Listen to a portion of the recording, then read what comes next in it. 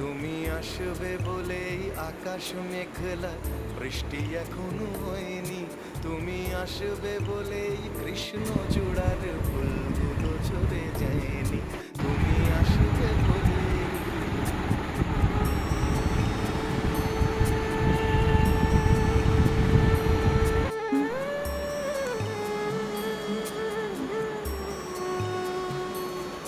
তুমি আসবে বলেই অন্ধকানাই বসে আছে গান গায়নি।